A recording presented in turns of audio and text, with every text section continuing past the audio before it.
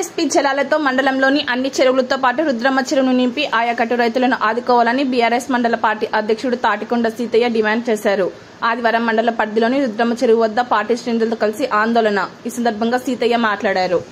ఈ రుద్రమ్మ చెరువు నేడు కాంగ్రెస్ ప్రభుత్వం అధికారంలోకి వచ్చి సంవత్సరం అవుతున్నా ఈ చెరువులోకి ఒక్క చుక్క నీరు రాకుండా రైతన్నల యొక్క పొట్టలు కొట్టి పంటలు ఎండిపోయే విధంగా ఈ కాంగ్రెస్ ప్రభుత్వం తీసుకున్నటువంటి చర్యలు. కాంగ్రెస్ ప్రభుత్వం నమ్మి ప్రజలు ఓట్లేస్తే అధికారంలోకి వచ్చి కాలువలు పారింది లేదు, చెరువులు నిండింది లేదు, పంటలు పండింది లేదు. కాంగ్రెస్ ప్రభుత్వం ప్రజలను నమ్మించి ఓట్లేసుకొని రైతాంగాన్ని నమ్మక ద్రోహం చేసి నయవంచన చేసి ఈనాడు పాలన సాగిస్తా ఉన్నారు.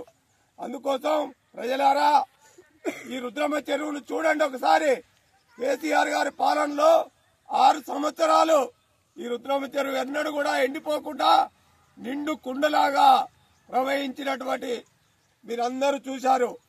అందుకే నమ్మి ఓట్లేస్తే నమ్మి నానబోసుకుంటే పుచ్చు బుర్రలైనట్టుగా నమ్మి ఓట్లేస్తే కాంగ్రెస్ పార్టీ ప్రజలందరినీ మోసం చేస్తుంది.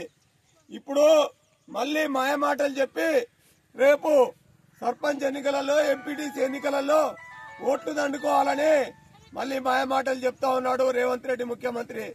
అందుకే మీరందరూ మరొకసారి మోసపోకుండా రేపు వచ్చే సర్పంచ్ ఎన్నికలలో బీఆర్ఎస్ పార్టీ అభ్యర్థులకు ఓట్లేసి గెలిపించాలని మిమ్మల్ని కోరుకుంటూ మీరు కోరుకున్న మార్పు ప్రజలలో తీసుకురాక మోసం చేసినటువంటి కాంగ్రెస్ ను ఈ స్థానిక సంస్థల ఎన్నికలలో ఓడించాలని మీ అందరికీ తెలియజేస్తూ జై తెలంగాణ, కేసీఆర్ గారి నాయకత్వం, కేసీఆర్ గారి నాయకత్వం, కిషోర్ అన్న నాయకత్వం.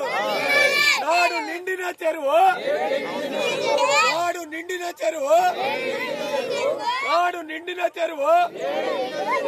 జై తెలంగాణ.